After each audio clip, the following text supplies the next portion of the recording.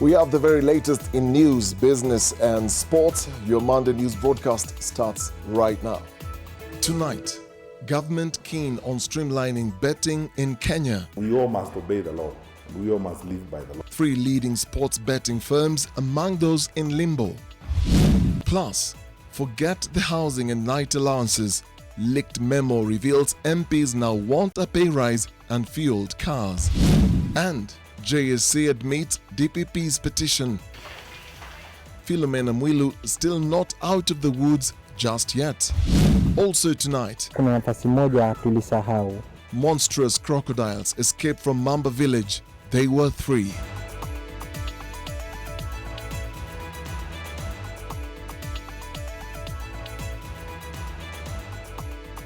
NTV Tonight with Dennis Okari. You can also watch us on Facebook, Twitter and YouTube. That is NTV Kenya. Just type NTV Kenya and you'll be right there. Flora Tieno is a sign language presenter. Tonight, a leaked memo signed by the chairperson of the Parliamentary Service Commission, Speaker Justin Muturi, to the Salaries and Remuneration Commission gives us a glimpse into just how lavishly members of Parliament want to live. On your tab, at the minimum, MPs want to be paid at least 2.9 million Kenya shillings each every month in salaries and allowances. They say their salaries should be bumped up to be at par with those of the judges of the Court of Appeal, who earn 1.1 million shillings per month as basic pay. And guess what else? A car bought and fueled by the state, and which should also come with a driver paid for by you, of course. NTV's Kennedy Muredi combs through the memorandum and highlights some of what's in the 416 MPs' wish list. The memorandum to the Salaries and Remuneration Commission by the Parliamentary Service Commission now sheds more light on demands MPs have been making as they seek to better their lives as representatives of the people. Parliamentarians have been denying, at least publicly, about their insatiable appetite, but the demands contained in the memorandum paint a different picture, that of a people keen on fattening their wallets. According to the memorandum, salaries for each of the 416 MPs and their cumulative allowances would amount to about 3 million shillings each member per month. Their wish is a basic salary of 1.156 million shillings, up from the current 532,500 shillings. The PSC letter, signed by its chairperson Justin Muturi, argues a member of parliament ranks the same level as a judge of the Court of Appeal, while the 2 speakers of parliament rank at the same level as the deputy president and the chief justice. The MPs want their taxable car grants increased to 10 million shillings, saying the current 5 million shillings is too little. The MPs insist on a car grant, and this demand has an ultimatum, that if this wish is not met, then the government purchases cars for them, fuels and maintains them for a period they are in office. They should also come with a driver employed by the state. MPs want either a housing allowance of 250,000 shillings or have the Parliamentary Service Commission build them houses and service them. All they would want is just keys to the houses. They also want the Salaries and Remuneration Commission to completely keep off their allowances. These include their sitting and mileage allowances. SRC is said to be laughing off some of these wishes, even as some, like the housing allowance, which was effected by PSC, is now the subject of a judicial adjudication. Sources within Parliament indicate MPs are determined to see some of these demands effected, as they insist they only recognize the PSC, which they have also recommended that its commissioners should be remunerated very well. Kennedy Muredi, NTV. That's a disturbing story by Kennedy Muredi. Let's move on now. The betting industry in the country is set for a shock after the government revealed the identities of companies whose licenses have either been suspended or are yet to be renewed pending the fulfillment of stringent regulations to streamline the industry. Leading firms SportPesa, BetIn and Betway are among the firms that the Betting Control and Licensing Board says should ensure they are tax compliant before their operating licenses are renewed. NTV's Brenda Wanga reports. The clampdown on the betting and gambling industry in the country is gathering steam, and now the biggest player in the multi-billion industry are staring at an uncertain future. Let me not lie, some of you will be out of this business soon. Early last week, the government made good its threat and either deferred or cancelled the licenses of 27 companies. Amongst those in the government's crosshairs are the giants SportPesa, Betin and Betway, who together control at least 85% of the market. Others include BetPower, PremierBet, Lucky2U, 1xBet, Mozabet, DafaBet, WorldSportBet, Atari Gaming, SamsBet and BetBoss, amongst others. The government maintains that for the companies to be allowed to continue to operate in the country, they must, amongst other things, ensure that they are tax compliant and prove that they have been operating within the law and that they are sufficiently liquid and have performed financially well for the last 4 years. You are willing to make money, go and pay for football clubs in Europe, but you don't have money to pay taxes in Kenya. The industry, which cumulatively made 204 billion shillings last year, remitted only 4 billion shillings to the taxman. Now the government wants them to pay tax arrears of 26 billion shillings to KRA. We all must obey the law, and we all must live by the law. So the era of cutting corners, is gone. The government's renewed efforts in taming what it says are rogue operators in the industry goes beyond the tax issues. The government has insisted that it is also looking after the moral well-being of the country's youth. A report by the Betting Control and Licensing Board after vetting the betting, gambling and lottery firms indicate that over 500,000 of the country's youth blacklisted by the Credit Reference Bureau landed on that list because they borrowed to finance their betting and gambling habits. The government now wants to regulate this. And don't tell me that it's business. It's not business. This is business in the death and destruction of our children. You cannot make money at the altar of destroying our young people. After South Africa and Nigeria, Kenya has the third largest betting market in Africa. However, the proceeds from this industry are banked outside the country despite the fact that the countries have Kenyans listed as director, but only in name. Investigations have indicated that a good percentage of the said Kenyan directors do not own shares in the companies. Sources have indicated that this renewed push to clean up the betting industry has the blessings from the presidency. Brenda Wanga, NTV. For more details of this shocker for the betting companies in the country, make sure you get your copy of the Daily Nation tomorrow. The Judicial Service Commission has admitted the petition against Deputy Chief Justice Philomena Mwilu presented by the Director of Public Prosecutions.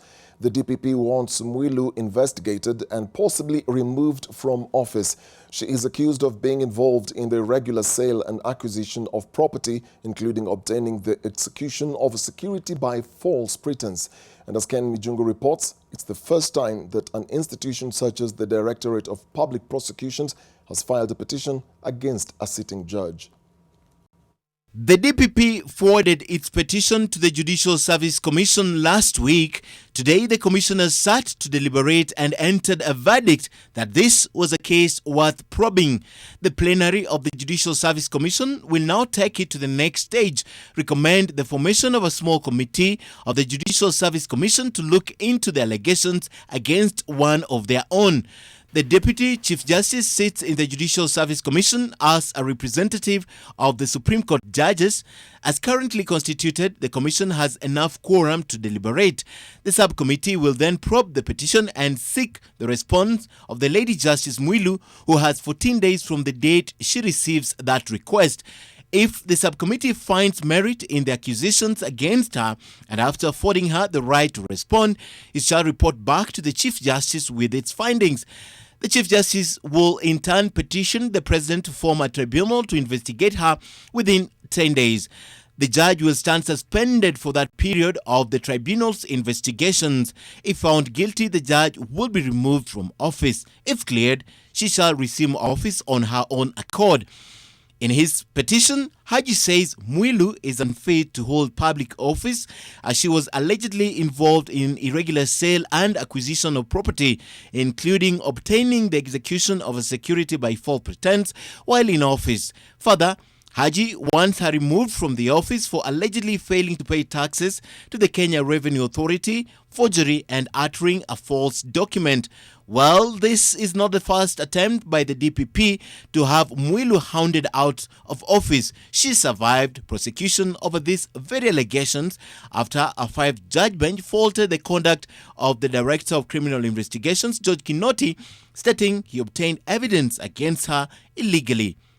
Ken Mijungu, NTV.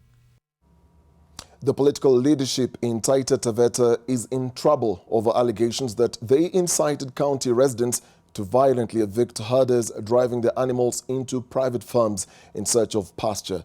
The governor and 2 MPs recorded statements with the DCI where they denied the claims. 7 members of the county assembly also recorded statements at the Voi police station. The deadly confrontation between farm owners in the county and camel herders over pasture land has left 1 person dead and up to 20 camels butchered within just 1 month. NTV's Seth Olale with the latest on the crisis unfolding in the coastal county. Taita Taveta Governor Granton Samboja found himself in the crosshairs of the country's Criminal Investigations Agency and was put to his defense over claims that he incited residents of his county to violently push out camel herders from the grazing fields within his county. Taita Taveta Senator Jones Mwaruma, Women's Representative Lydia Haika, and Mwatate MP Andrew Mwadime were also questioned over claims of igniting the flames of confrontation between the county residents and camel herders in the county in search of pasture lands. As leadership, it is our responsibility to maintain law and order. And so I came here. It was a good summons. I was asked quite a number of questions, and of course I've given the answers. Sasa hiyo tunaachia wao waendelee na uchunguzi. As the top leadership recorded statements at the DCI headquarters in Nairobi, 7 members of the County Assembly of Taita Taveta were summoned to record statements at the Voi police station. The dispute over grazing land came to a boiling point after the body of a 35-year-old farmer was found in Sagala area last month, sparking a scathing condemnation from the county's leadership. Even on the basis lizi imetolewa, kama inaharibu mashamba, inaharibu environment, tuko na haki ya kukataa na kutoa watu hao hata kwa force. Hatuishi through intimidation. Hatuishi through sisi ni heshima tunapeana. Lakini ikifika kiwango fulani, tafadhali hata naombeni nyinyi wa Taita na Taveta hapana kuogopa. Such heated remarks are why the county's leadership is in trouble. In what was widely viewed as retaliatory attack over the alleged murder of the farmer, more than 20 camels were found dead in Kirumbi village a day his body was found. Tunalilia haki yetu sababu sisi tujakuja kinyume ya sharia kwa hii shamba. Sisi tulikuja na sharia na iko agreement ambao imekodesha hii shamba. The bitter standoff between the local authorities and camel herders has caused tension in the county, with County Commissioner Roda Onyancha warning leaders not to fan the flames. Ile hasara hii vitu natoka ni kama ya milioni 15. Na ukihesabu maziwa yao ni kama milioni 30. Sababu hii vitu kila mishomezi tunapata 1600. Sasa kwa hivyo hasara inakuwa kubwa na tumeshangaa sana. Meanwhile, the process of dissolving the County Assembly of Taita Taveta is ongoing after the initiative was launched last week. It is targeting up to 18,000 signatures. Seth Olale, NTV at the DCI headquarters, Kiambu Road. To one of our top stories, Interior Principal Secretary Karanja Kibicho has brushed off the Deputy President's alleged assassination plot, saying no formal complaint had been filed with investigative bodies. Kibicho, who spoke for the first time since being linked to the plot, says the allegations were baseless and a product of the media's fertile imagination. NTV's Gladys Kashanja has his side of the story. Speaking for the first time since claims of a plot to assassinate the deputy president started swirling about, Interior Principal Secretary Karanja Kibicho dismissed these allegations as just an imagination of the media. Kibicho says there hasn't been any formal complaint filed with the authorities. I hear assassination claims. Who has complained? I'm yet to hear someone who has complained. And I think it's better that we stop creating things that don't exist. The powerful Interior PS is said to have been among the leaders from the Mount Kenya region who allegedly convened a meeting at the Lamada Hotel and where the plot to assassinate the DP was allegedly discussed. The details of a plot and the said meeting are contained in a letter allegedly authored by a cabinet secretary and that has since been dismissed as a fake. Kibicho is seen as the president's grey eminence, a man who has the president's ear and who is said to be at the center of a powerful force in government working behind the scenes to undermine the deputy president's 2022 ambitions.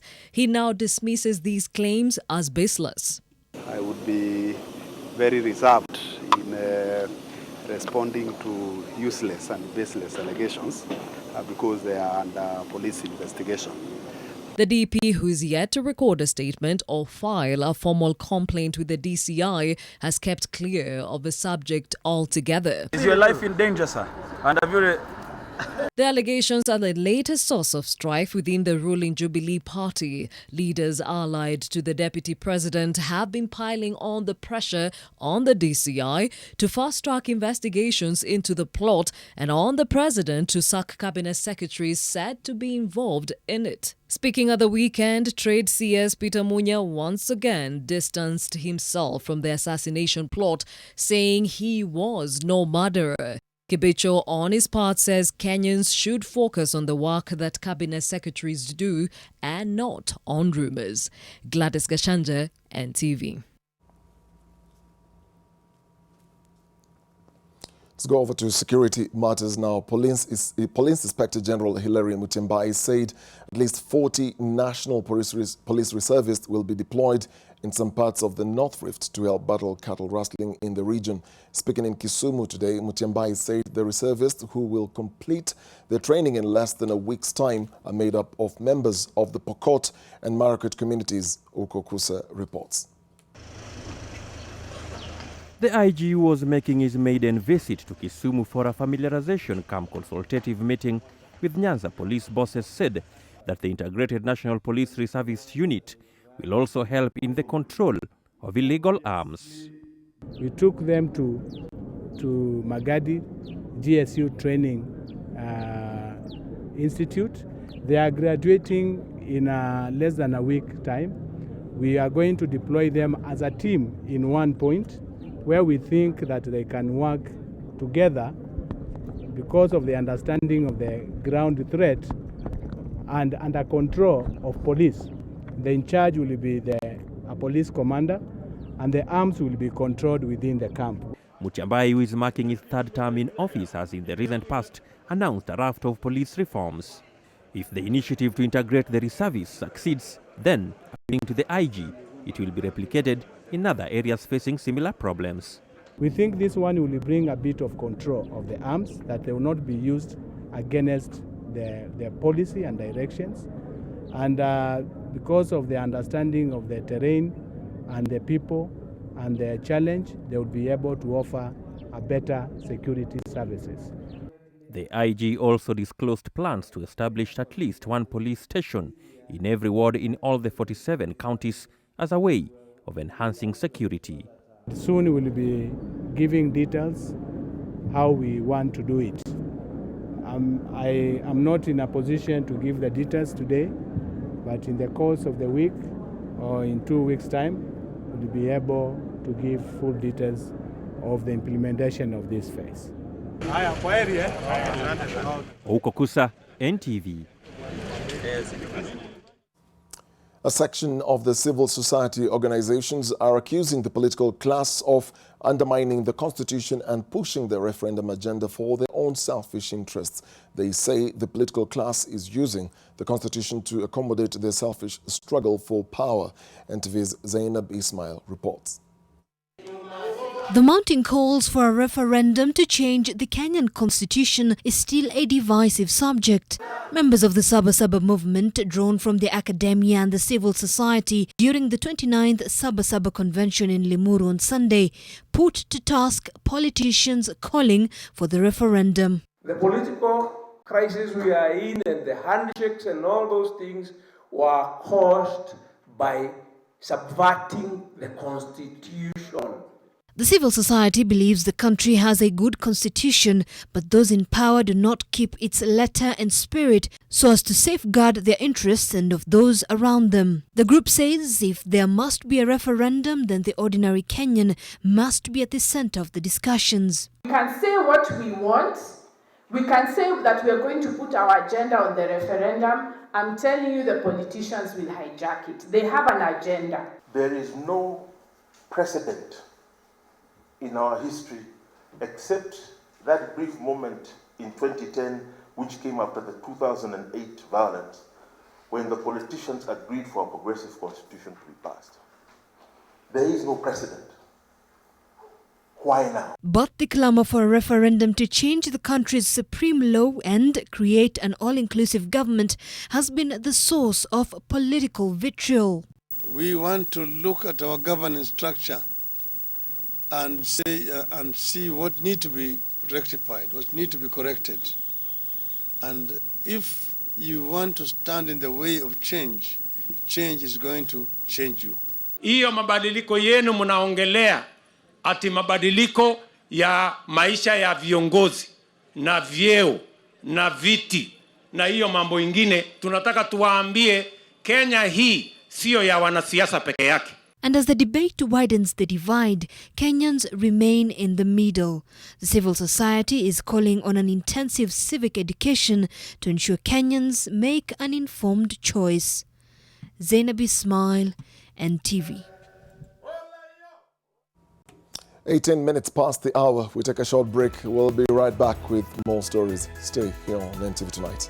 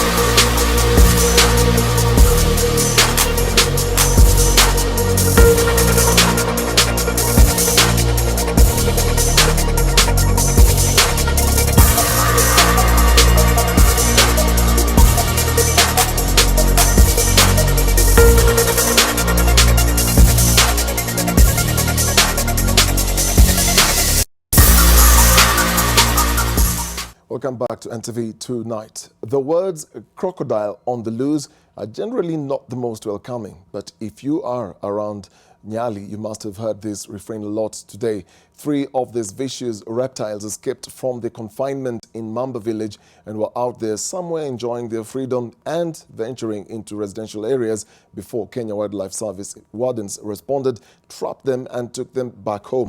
Kevin Mutai with the details.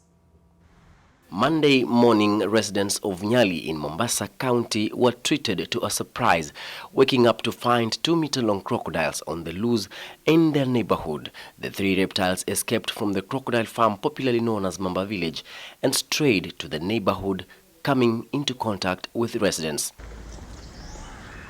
Residents say this is not the first time the crocodiles have made the great escape. Tunahofia kwa sababu wanaweza kutoka mtu akiwa sio alert. Unaweza kuwa unatembea ukakutana naye njioni wakakushika, na unajua mamba huwa anaotea tu mtu saa zile ambaye hawako alert ndio anakushika. Mara nyingi sana tunaziona wakati wa mvua, especially mvua ikinyesha. Huwa zinatoka sana. Na ambapo zikitoka inakuwa ni hatari kwa watu ambao wenye tunafanya kazi hapa Nyali na pia hata makastoma wetu ambao wenye wanakaa hapa Nyali. The owners of the crocodile farm refuted claims that the reptiles had escaped in search of food and water. Kuna nafasi moja tulisahau, mamba watatu wakatoka. Walipotoka, mmoja bahati mbaya akatoka nje na watu wakapigia watu wa KWS. Watu wa KWS wakakuja, wakatusaidia kumregesha ndani. Farm employees say there was an ongoing renovation at the farm, forcing them to remove the reptiles from the pond to allow for cleaning, but they made a run for it. They are, however, assuring residents of their safety, saying that they were on the lookout for any eventualities. Hakuna mamba yote yuko nje. Msikae na uoga. Make sure tumeregesha mamba wetu wote ndani. The farm has over 10,000 African crocodiles and around 2,000 hatchlings and has been an attraction site for tourists. KWS rangers arrived and recaptured the monstrous reptiles and put them back to their pond. Kevin Mutai, NTV, Mombasa. Well, someone joked that they had an internal GPS or instincts, which makes them navigators. Let's move on now. The man at the center of what the National Environment Body NEMA believes to be an illegal plastic bag syndicate was today arraigned in Kimilili courts. Patrick Shikuku was arrested late last week posing as a homeless man with about 250,000 shillings and more than 1,000 packets of plastic bags. Eunice Omolo gives us the latest. Carefully groomed, complete with a fresh haircut, Patrick Shikuku was in court after his dramatic arrest on Friday. When he was arrested by the police officers, he wore dirty and torn clothes and shoes. His unkempt look, a smoke screen to hide an illegal business. Shikuku, it was discovered, was a clever and dedicated trader, a master of his game who over time may thrived in the full glare of law enforcers. The court heard that 38-year-old Shikuku was nabbed with 275,000 Kenya shillings and 15,000 packets of plastic bags. The case will be mentioned on 18th July after a medical report is provided to ascertain his mental state before he can take a plea. Eunice Omolo, NTV. The country will spend 18.5 billion shillings in this year's national census that starts on the night of the 24th of August. It will be the first paperless census as technology will play a huge role in the collection and processing of data. NTV's Sharon Baranga reports. The country has all bases covered ahead of its first digital census in August. According to the Director General of the Kenya National Bureau of Statistics, technology will play a huge role during this year's census. Mobile devices that will be used are being locally assembled at the Moi University and the Jomo Kenyatta University of Agriculture and Technology. Why would we use technology? It will eliminate that phase of the manual data entry. And the manual data entry normally has got its own problems. There will be errors. The clerks will feed data into tablets, which will be transmitted to a central database. Preliminary results of the count will be released in 3 months. The final results will be announced 6 months after the exercise that is expected to cost the taxpayer approximately 18.5 billion shillings. There is the issues of the backup, what kind of backups that we have. Kenya has an estimated population of 45 million. The 2009 census put the number at 38.6 million people. The people tasked with conducting the census are Kenya National Bureau of Statistics personnel, including 2,700 ICT supervisors, 27,000 content supervisors, and 135,000 enumerators. Their distribution will depend on the number of households in a county. It is very, very rich data set, which have got very many uses, and it is very, very key for planning, policy formulation, decision making. The Kenya National Bureau of Statistics did a pilot census in August last year and have finalized mapping the country for the process. This year's census will start on the night of August 24th and end on the 31st. Sharon Baranga, NTV. Back to security matters, and tonight we have more tales of deaths and injuries from the troubled north. One herder has been shot dead and another one injured in a gun battle between police officers and an unknown number of bandits who raided Chemorogoin and Castiela areas of Baringo South and made away with an unknown number of livestock. Tension remains high in the area following the raid. 4 schools have also been closed as residents caught up in the violence flee their homes. Isau Cheresia, who was injured on his right arm in the gun battle and who is receiving treatment at the Kabarnet County Referral Hospital, says he saw 4 armed bandits who were shooting indiscriminately at people. Police are in pursuit of the bandits and the stolen animals. And in the troubled spot of Kapedo, 3 police officers have been injured after bandits ambushed their lorry at the Kapedo Bridge. The lorry was traveling from Marigat, where the officers had gone to do their weekly shopping.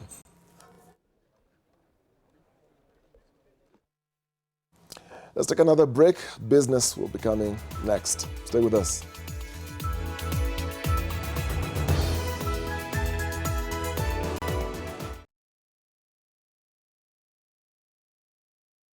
Are you investing in land?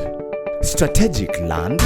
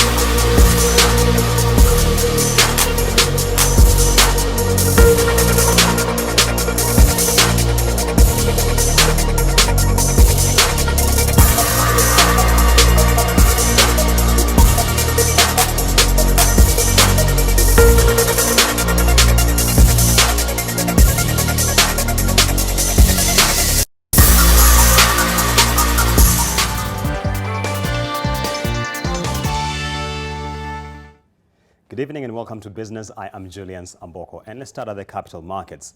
Now, former Kestrel Capital Chief Executive Officer Andre De Simon and broker Alikan Sachu have been barred from holding office in any publicly listed company after an ad hoc committee found that they had engaged in insider trading in the sale of Kenol Kobil shares. The Capital Markets Authority says investigations have been concluded and recovered an additional 38.3 million shillings, being gains realized through 5 trading accounts. De Simon has been slapped with a 2.5 million shillings penalty for his role in insider trading.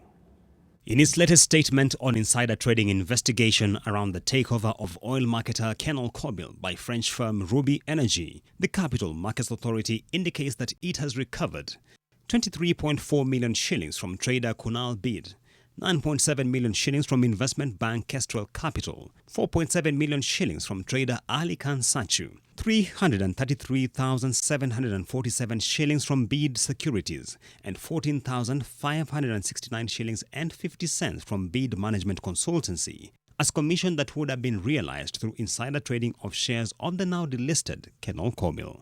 Further to this, the CMA has barred former Kestrel Capital Chief Executive Andre De Simon and broker Alikan Sachu from holding office as key officers in any publicly listed company for 1 year and 3 years, respectively.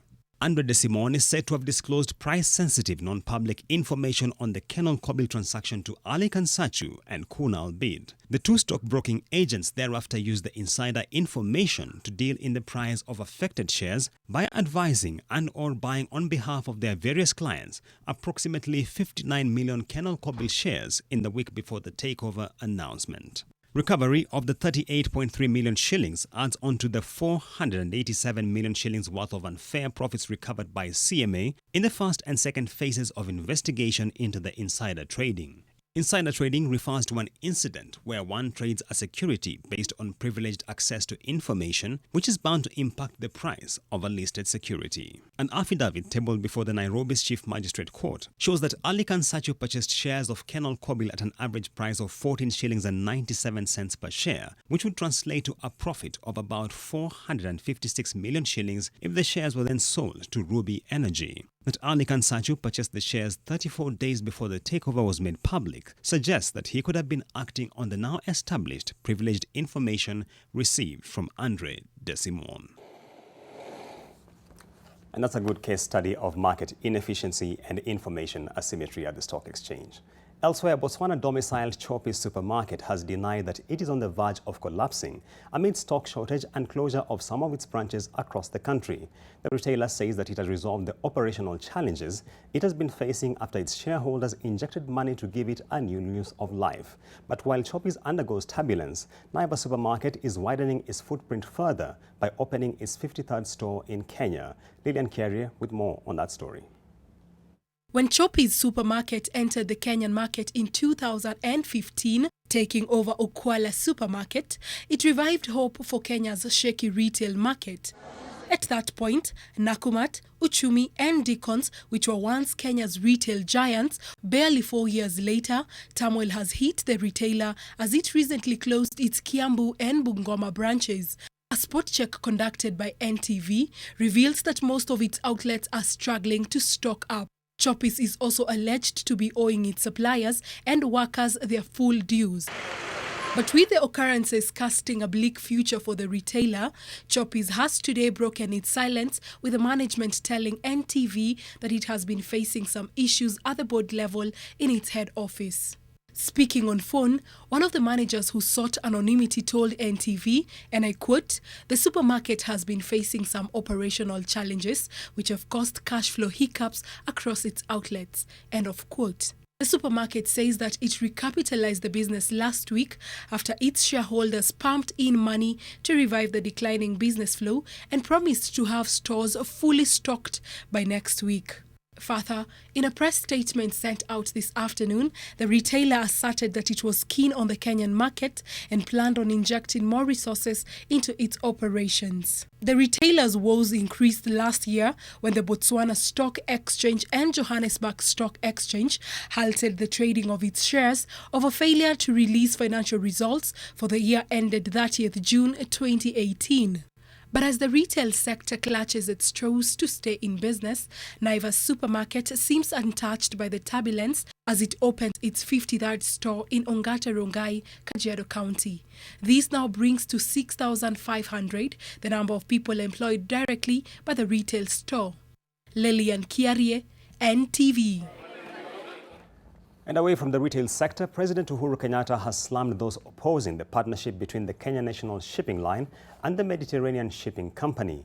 President Uhuru said that the revival of the shipping line will facilitate growth of traffic at the second container terminal at the port of Mombasa to over 1 million, as well as create over 2,000 jobs. The president reiterated that the Mediterranean Shipping Company will fast-track the revival of Kenya's only shipping line with the target of seeing the country grow her shipping capacity.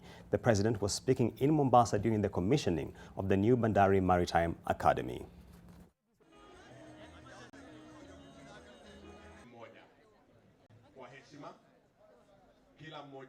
Tukadaiwa kwamba sisi tumeuza bandari ya Mombasa. Haya yanaendelea mpaka ikasemekana Mheshimiwa Rais kumbe anayenunua ni wewe. We will work with you. We support you. Sisi ni watu wako.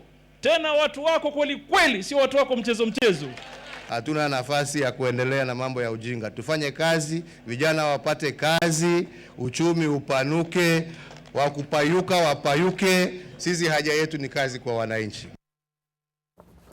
And on the continental front, the operational phase of the African Continental Free Trade Area has been launched following a day-long summit of African Union heads of state and government that took place over the weekend in Niger. At the two-day summit in Niamey, the presidents of Nigeria and Benin ratified the agreement. The African Continental Free Trade Area is now in its operational phase after 17 years of tough negotiations, paving the way for the creation of a $3.4 trillion economic bloc with a population of 1.3 billion people. The African Continental Free Trade Area coming into effect is the most important event in our continent's history since the creation of United Nations and its transformation into the African Union. It's an event that gives hope for the construction of a united and prosperous Africa. A dream, an old dream, is coming true. The African Continental Free Trade Area that we are launching today is one of the most emblematic projects on the African agenda. The founding fathers will certainly be proud of it.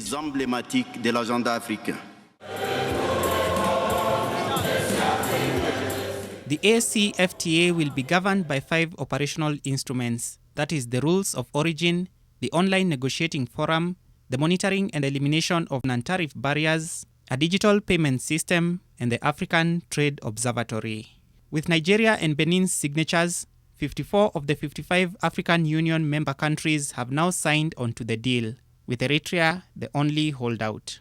The agreement was formalized at the end of April when it crossed the threshold for its development from just a concept into reality, which required ratification by at least 22 countries. Optimizing the positive effects of the African Continental Free Trade Area will only be achieved if the protocols already signed on the liberalization of trade of goods and services and the dispute settlement are accompanied by agreements currently under the negotiation on investment, competition, and intellectual property. Barely a year later, the number of signatures has risen to 52, and with the signatures of Benin and Nigeria just now, we are at 54 out of 55, so almost all the members of our union. It is hoped that the African Continental Free Trade Area, the largest since the creation of the World Trade Organization in 1994, will help unlock Africa's economic potential by boosting intra-regional trade, strengthening supply chains, and spreading expertise. Alex Mwangi, NTV. What a welcome stride for the African continent. And that wraps up the business desk this evening. Up next is the financial report.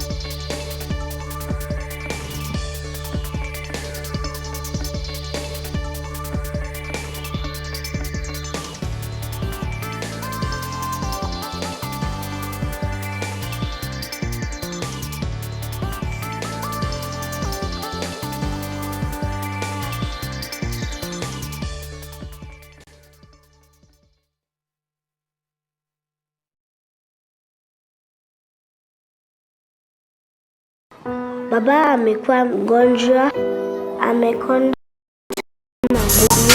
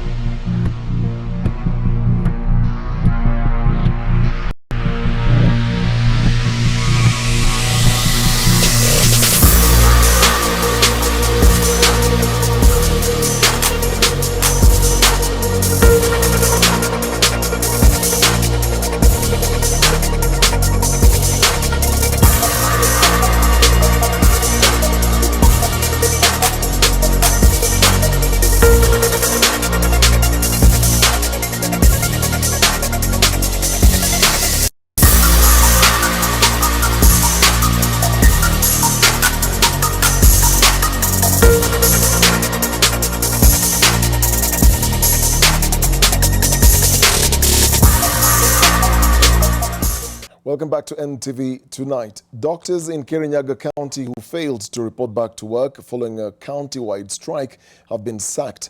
This is after the Labour and Employment Court declared the strike illegal.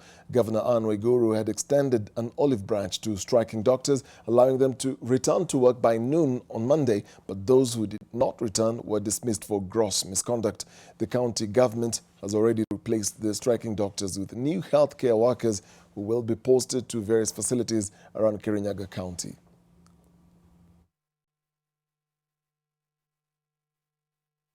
The Kiambu County Assembly today elected a new leadership, kicking out leaders perceived to be close to Governor Ferdinand Waititu, further deepening the governor's woes and widening the rift within the assembly.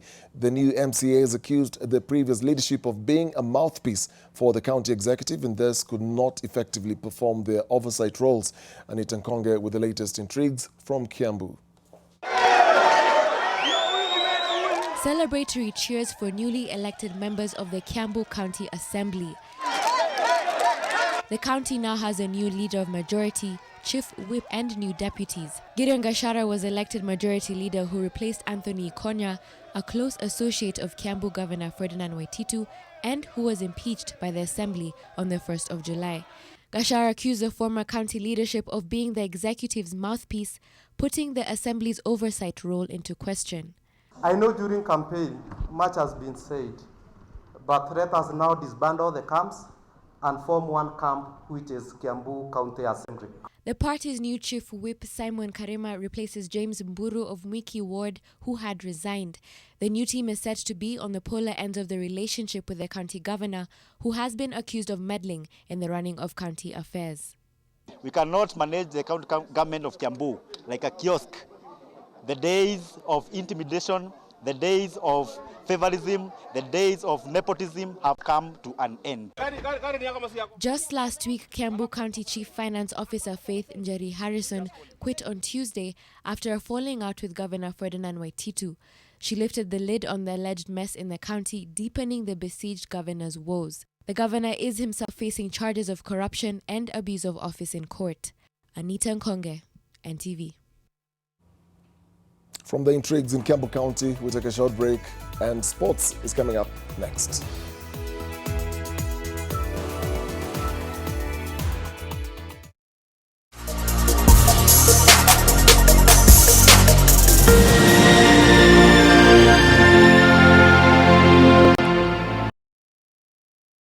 Musikizeni civil servants, if you need a loan, call Mwananchi Credit today. Utapatiwa loan within 6 hours. Do not get stuck when you can get quick approvals within 6 hours. Mwananchi Credit, investor in people.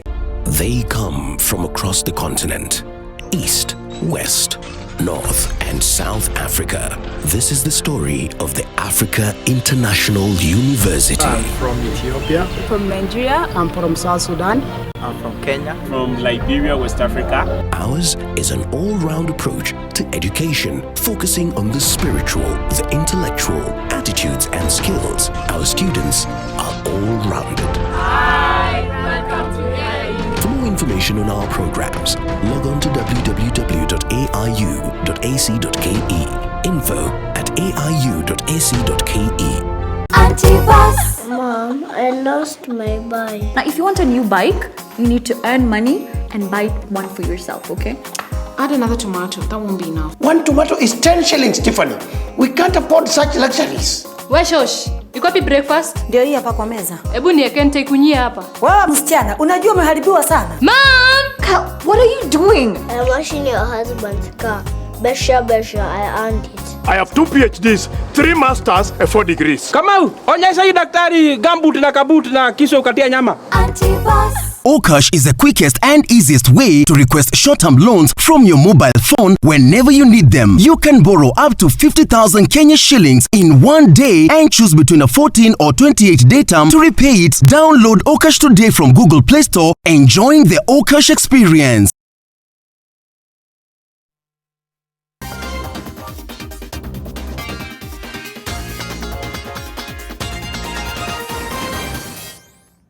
A very good evening to you, hoping you had a fantastic start to your week. I'm Ida Orenga, and it's time to play. Well, a former Abaluya turned AFC Leopards Secretary General Stephen Ogale has eulogized the legendary late Joe Kadenge. Ogale was at the helm of the Western Club from 1971 through to 1981 and was in charge when a star player Kadenge signed for Abaluya from the dissolved Maragoli. Joe Kadenge was a wizard in his own playing. He was a gifted player. Kadenge was an entertainer, a disciplinarian. Kadenge contributed to the strengthening. Kadenge, Jonathan Niva, other players like Dana Nyanzwa, Wanyama, no Wanyama, the Baba wa Victor Wanyama was number 11. And Joe Kadenge would pick a ball from midfield and move, challenge all the defense all the way to the goal. And you'd wait, call a goalkeeper to come, and he would dribble past the goalkeeper, remain with the poles, and see the crowd was roaring. And that's why you'd wonder why the whole radio take 5 minutes, 6 minutes talking Kadenga na mpira, because of his wizard. Brilliant. Kadenga na mpira, brilliant indeed. May his soul rest in peace. Let's move on to the Nations Cup, where Ivory Coast are through to the quarterfinals of the Africa Cup of Nations after a narrow win over Mali. Wilfred Zaha's goal in the 76th minute was the difference as the 2015 champions, who exited at the group stage 2 years later,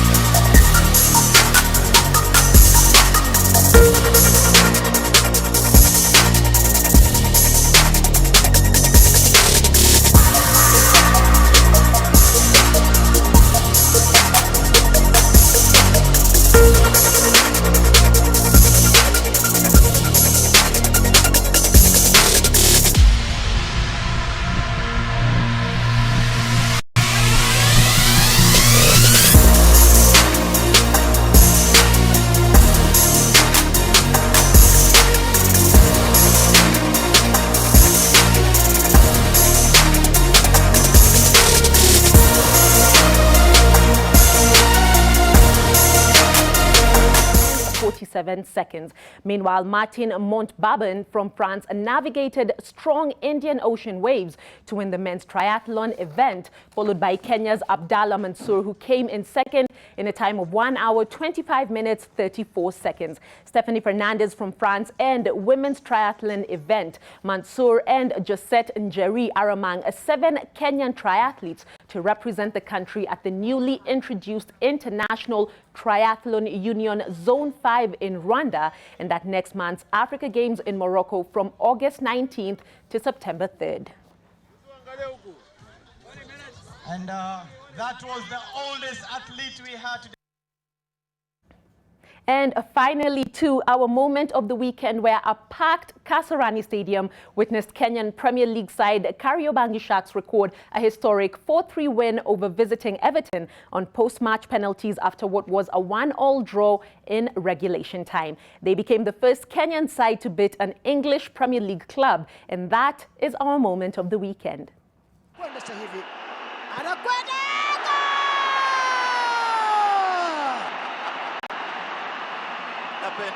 Anafunga penalty ile vizuri kabisa pale kijana huyu.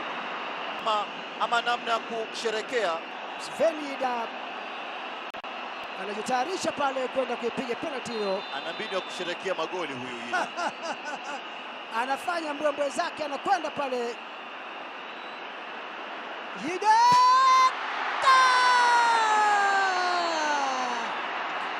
Ni kama ameumba na nge. Sasa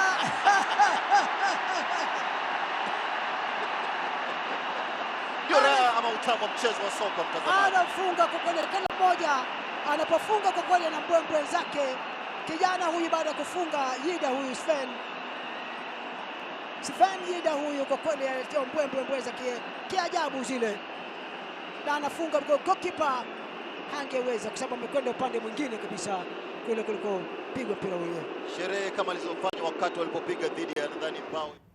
You know, we were saying here in the office, we didn't know what was better, the win or the celebrations by the Kariobangi Sharks players, but definitely a historic moment there. That does wrap it up. And don't forget, the FIFA Women's World Cup and the Copa America might be over, but the Africa Cup of Nations continues. I'm Ida Warenga. Enjoy your evening. Back to Dennis. Well, thank you very much, Ida. Coming up next, after the top of the hour, of course, is Olive Barrows with Press Pass. And she has a lady and 3 gentlemen, and they're discussing matters of the media. How has the Kenyan media sacrificed facts? Well, that's actually a question. Has the Kenyan media sacrificed facts on the altar of sensationalism? Olive Barrows is coming with Press Pass. My name is Dennis Okari. A sign language presenter tonight has been Flora Atieno. Have a good viewing. Good night.